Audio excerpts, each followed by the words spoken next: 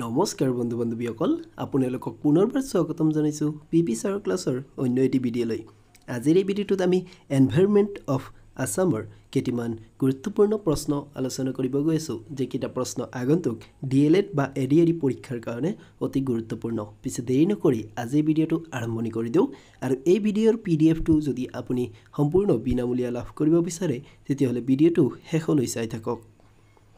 আজিৰ প্ৰথমটো প্ৰশ্ন হৈছে Who developed the concept of evolution of species? Evolution of species গ্ৰন্থখনৰ ৰচক কোন শুদ্ধ উত্তৰটো কি হ'ব ইয়াৰে শুদ্ধ উত্তৰটো হ'ব অপচন ডি হৈছে correct answer Charles Darwin evolution of species গ্ৰন্থখনৰ ৰচক হৈছে Charles Darwin in 1859 this book was propounded by Charles Darwin propounded মানে আসলে প্ৰস্তুত কৰা 1859 চনত আসলে চাৰ্লছ ডাৰউইনে এই গ্ৰন্থখন কি কৰিছিল পাবলিশ কৰিছিল The term ecosystem is coined by A G Tansley অৰ্থাৎ প্ৰথম ইকোসিস্টেম শব্দটো কোনে কৈছিল এজি টানছলে কৈছিল তাৰ পিছত The term ecology is coined by Ernst Haeckel এইটাও গুৰুত্বপূৰ্ণ ইয়াৰ লগত টপিক আপোনালোকে এই কথাবোৰ মনত ৰাখি থৈ দিব তাৰ পিছৰটো প্ৰশ্ন 2 নম্বৰ হাতী সংৰক্ষণ আইন কিমান চনত মনোনীত কৰা হৈছিল The Elephant Conservation Act was passed in which year ইয়াৰ শুদ্ধ উত্তৰটো কি হ'ব যে হাতী সংৰক্ষণ আইন কিমান চনত মনোনীত হৈছিল ইয়াৰে শুদ্ধ উত্তৰটো হৈছে অপচন এ হৈছে কাৰেক্ট এনসাৰ 1879 চনত এই কথাটো মনত ৰাখিব তাৰ লগতে আৰু কেইটামান গুৰুত্বপূৰ্ণ ইয়াতে থকা চনবোৰ যদি আমি চাই লওঁ ৱাইল্ড বাৰ্ড কনজাৰভেশ্যন এক্ট কিমান চনত হৈছিল 1887 চনত এই কথাটো মনত ৰাখিব তাৰ পিছতো যদি চাও ফৰেষ্ট কনজাৰভেশ্যন এক্ট 1891 চনত ফৰেষ্ট কনজাৰভেশ্যন এক্ট আহিছিল তাৰ পিছত ডিক্লেয়াৰ্ড ৱৰ্ল্ড হেৰিটেজ সাইট 1985 কি কৰা হৈছিল কাজিৰঙা আৰু মানস নেশনেল পাৰ্ক কি কৰা হৈছিল ৱৰ্ল্ড হেৰিটেজ সাইট হিচাপে ঘোষণা কৰা হৈছিল বৰ্তমান অসমত 3খন ৱৰ্ল্ড হেৰিটেজ সাইট আছে এই কথাটো মনত ৰাখিব তাৰ পিছৰটো প্ৰশ্ন 3 number which river flows Orang national park Orang ৰাষ্ট্ৰীয় উদ্যানৰে বৈ যোৱা নদী কোনখন অৰ্থাৎ ওৰাং ৰাষ্ট্ৰীয় উদ্যানৰ ওচৰৰে বৈ যোৱা ওৰাং ৰাষ্ট্ৰীয় উদ্যানৰ মাজেৰে নহয় সুধিছে হুইচ ৰিভাৰ সেই কথাটো মনত ৰাখিব ইয়াতে উল্লেখ কৰা অপচনবোৰৰ ভিতৰত কোনটো হ'ব ইয়াৰে শুদ্ধ উত্তৰটো হৈছে অপচন বি হৈছে কাৰেক্ট এনসাৰ জিয়া ধনচিৰি তাৰ লগে লগে কথাটো মনত ৰাখিব লাগে Belsiri river and Jia Dhansiri river is the border of the park এই কথাটো মনত ৰাখিব লাগে যে বেলচিৰি ৰিভাৰ আৰু জিয়া ধনচিৰি নদী এই ওৰাং ৰাষ্ট্ৰীয় উদ্যানৰ বৰ্ডাৰত আছে আসলতে এই নদী দুখনি ওৰাং ৰাষ্ট্ৰীয় উদ্যানৰ বৰ্ডাৰটো গঠন কৰিছে তাৰ পিছত যদি আৰু চাও the river Jia Bharali flows through Nameri national park Jia Bharali নদীখন আসলতে নামেৰি ৰাষ্ট্ৰীয় উদ্যানৰ মাজেৰে বৈ গৈছে এই কথাটো মনত ৰাখিব মাজেৰে বৈ যোৱাৰ কথা কৈছে নামেৰি ৰাষ্ট্ৰীয় উদ্যানৰ মাজেৰে বৈ যোৱা নদীখনৰ নাম হৈছে জিয়া ভৰালি আৰু বেলচিৰি ৰিভাৰ আৰু জিয়া ধনচিৰি ৰিভাৰ আসলতে ওৰাং ৰাষ্ট্ৰীয় উদ্যানৰ বৰ্ডাৰ গঠন কৰিছে এই কথাটো মনত ৰাখিব বন্ধু বান্ধৱীসকল ভিডিঅ'ৰ এই পিডিএফটো আসলতে আপোনালোকৰ কেনেকুৱা লাগিছে যদি ভাল লাগিছে নিশ্চয় এটা লাইক কৰিব ভিডিঅ'টো আৰু আপোনাৰ বন্ধু বান্ধৱীৰ লগত ভিডিঅ'টো শ্বেয়াৰ কৰিব বন্ধু বান্ধৱীসকল এনেকুৱা ধৰণৰ পিডিএফবোৰ তৈয়াৰ কৰাত অধিক কষ্ট হয় আৰু বহুত সময় খৰচ হয় আৰু স্কুলৰ পৰা আহি লৰালৰিকৈ এনেকুৱা ধৰণৰ পিডিএফবোৰ আপোনালোকৰ বাবে তৈয়াৰ কৰিছো যদি ভিডিঅ'টো ভাল লাগে আমাৰ চেনেলটো নিশ্চয় সাবস্ক্ৰাইব কৰিব তাৰ পিছৰটো প্ৰশ্ন 4 নম্বৰ which of the following is biosphere reserve in Assam তলৰ কোনখন অসমৰ জৈৱ বৈচিত্ৰ্য অঞ্চল এইটো আহিব পাৰে পৰীক্ষাত বায়োস্ফিয়াৰ ৰিজাৰ্ভ কোনখন হয় ইয়াৰ শুদ্ধ উত্তৰটো হৈছে অপচন ডি হৈছে কাৰেক্ট এনসাৰ বায়োস্ফিয়াৰ ৰিজাৰ্ভ হৈছে ডিব্ৰু-চৈখোৱা এই কথাটো মনত ৰাখিব তাৰ পিছত আমি যদি চাও Dibru Saikhowa national park is famous for white winged wood duck and wild horse অৰ্থাৎ বনৰীয়া ঘোঁৰা আৰু হোৱাইট উইংড উড ডাক অৰ্থাৎ দেও হাঁহৰ বাবে আচলতে ডিব্ৰু-চৈখোৱা ৰাষ্ট্ৰীয় উদ্যান বিখ্যাত এই কথাটো মনত ৰাখিব লাগে it was designated a biosphere reserve in 1997 1997ত এই ডিব্ৰু-চৈখোৱাক আচলতে কি কৰা হৈছিল বায়োস্ফিয়াৰ ৰিজাৰ্ভ বুলি ঘোষণা কৰা হৈছিল তাৰ পিছত এইটো 1999 চনত আচলতে নেশ্যনেল পাৰ্ক হিচাপে ঘোষণা কৰি দিয়া হৈছিল এই কথাটো মনত ৰাখি থৈ দিব তাৰ পিছৰটো প্ৰশ্ন 5 number Which of the following is the only Ramsar site in Assam? তলৰ কোনখন একমাত্ৰ অসমৰ ৰামছাৰ অঞ্চল অসমৰ একমাত্ৰ ৰামছাৰ অঞ্চলখনৰ নামটো সুধিছে কোনটো হ'ব শুদ্ধ উত্তৰ বন্ধু-বান্ধৱীসকল মই আশা কৰিছোঁ আপোনালোকে এই প্ৰশ্নটোৰ এনসাৰটো নিশ্চয় পাৰিব যদি আপোনালোকে এই প্ৰশ্নটোৰ উত্তৰটো জানে তেতিয়াহ'লে নিশ্চয় কমেন্ট কৰি জনাব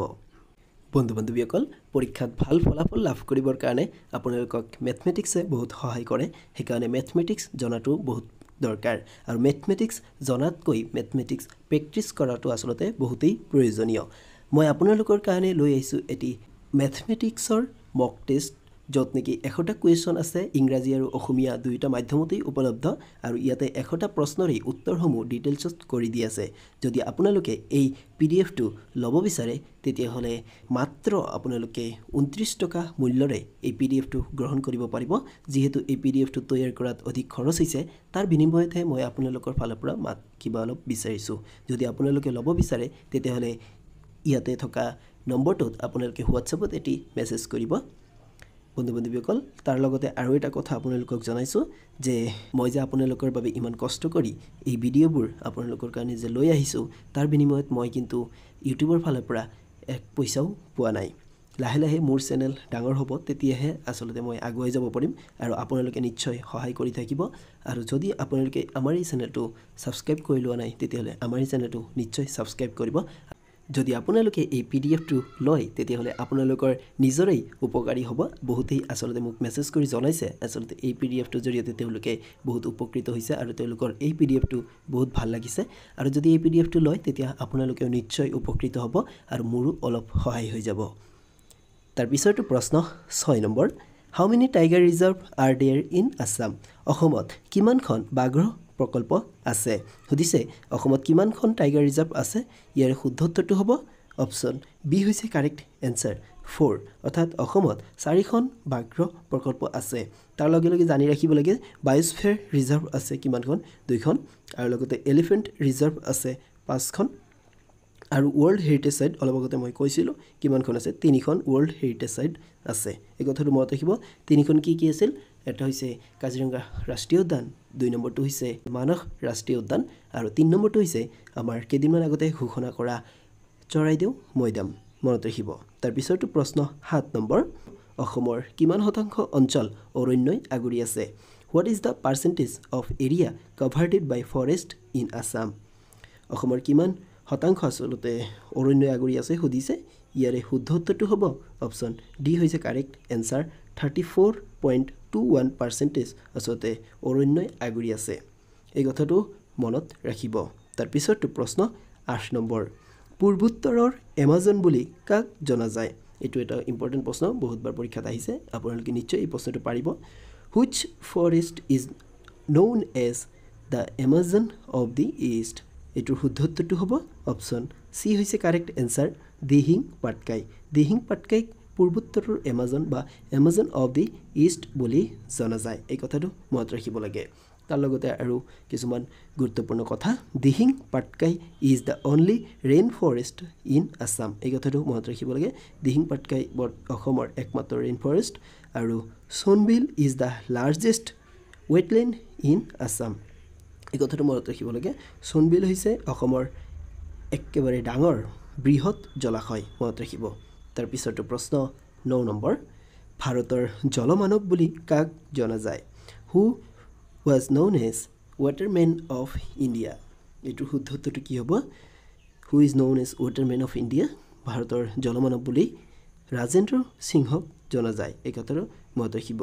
ৰাজেন্দ্ৰ সিংহক ভাৰতৰ জলমানৱ বুলি জনা যায় তাৰ লগতে আৰু কেইটিমান গুৰুত্বপূৰ্ণ মনত ৰাখিব যে বাৰ্ডছমেন অফ ইণ্ডিয়া সলিম আলী এই কথাটো মনত ৰাখিব তাৰ পিছত ফেলকন অফ দি ৱৰ্ল্ড এই কথাটো মনত ৰাখিব falcon of the world Bano Haralu এই কথাটো মনত ৰাখিব তাৰপিছত ফৰেষ্ট মেন অফ ইণ্ডিয়া যাদৱ পায়েং এই কথাটো আপোনালোকে নিশ্চয় এইটো জানে তাৰপিছত autobiography of Salim Ali is fall of a sparrow এই কথাটো মনত ৰাখিব সলিম আলীৰ এটি অটোবায়োগ্ৰাফি আছিল এই অটোবায়োগ্ৰাফিটোৰ নাম হৈছে ফল অফ স্পেৰো এই কথাটো মনত ৰাখি থৈ দিব এইবোৰ অতি গুৰুত্বপূৰ্ণ প্ৰশ্ন বন্ধু বান্ধৱীসকল ভিডিঅ'টো যদি আপোনালোকে এতিয়ালৈকে লাইক কৰা নাই তেতিয়াহ'লে ভিডিঅ'টো নিশ্চয় লাইক কৰিব আৰু আমাৰ চেনেলটো নিশ্চয় ছাবস্ক্ৰাইব কৰি ল'ব তাৰপিছৰটো প্ৰশ্ন 10 নম্বৰ ব্ৰহ্মপুত্ৰ নদীৰ আটাইতকৈ ডাঙৰ উপনদীখনৰ নাম কি which is the largest tributary of Brahmaputra নদীৰ আটাইতকৈ ডাঙৰ উপনদীখনৰ নাম লিখিব দিছে ইয়াৰ শুদ্ধ উত্তৰটো হ'ব অপশ্যন বি হৈছে correct answer Subansiri is the largest tributary of Brahmaputra আৰু যদি মনত ৰাখে যে largest south bank tributary of is আচলতে কি হ'ব কপিলি হৈছে ব্ৰহ্মপুত্ৰৰ দক্ষিণ পাৰৰ ডাঙৰ উপনদী হৈছে কপিলি তাৰ মানে সুবনশিৰি হৈছে নৰ্থ অৰ্থাৎ উত্তৰ পাৰৰ উপনদী আৰু তাৰ লগতে উত্তৰ পাৰৰ উপনদীৰ লগতেও সুবনশিৰিটো উত্তৰ আৰু দক্ষিণ যেতিয়া দুয়োটা মিলাই সুধিব যে আটাইতকৈ ডাঙৰ কি হয় তেতিয়াহ'লেও সুবনশিৰিয়ে হ'ব সেই কথাটো মনত ৰাখিব আৰু সুবনশিৰি এনে ডাইৰেক্ট যদি উত্তৰ পাৰৰ উপনদীৰ ডাইৰেক্ট সোধে তেতিয়াহ'লেও কি হ'ব সুবনশিৰিয়ে হ'ব আৰু যদি দক্ষিণ পাৰৰ কথা সোধে তেতিয়াহ'লে কপিলি হ'ব এই কথাটো মনত ৰাখি থৈ দিব বন্ধু বান্ধৱীসকল ভিডিঅ'টো শেষলৈ চোৱাৰ বাবে ধন্যবাদ যদি ভিডিঅ'টো ভাল পাইছে তেতিয়াহ'লে নিশ্চয় ভিডিঅ'টো লাইক কৰিব বন্ধু বান্ধৱীসকল মেথমেটিক্সৰ পিডিএফটো আচলতে বহুতেই ইতিমধ্যে গ্ৰহণ কৰিছে আৰু তেওঁলোকে ভাল বুলি জনাইছে মোক যদি আপোনালোকেও এই পিডিএফটো এতিয়ালৈকে লোৱা নাই আৰু ল'ব বিচাৰে তেতিয়াহ'লে তাতে দিয়া থকা নম্বৰটোত আপোনালোকে হোৱাটছআপত এটি মেছেজ দিয়ক আৰু তাৰ সম্পূৰ্ণ ডিটেইলছ পাই যাব আজিৰ বাবে এইখিনিয়ে পুনৰ লগ পাম নতুন এটি ভিডিঅ'ৰ জৰিয়তে ধন্যবাদ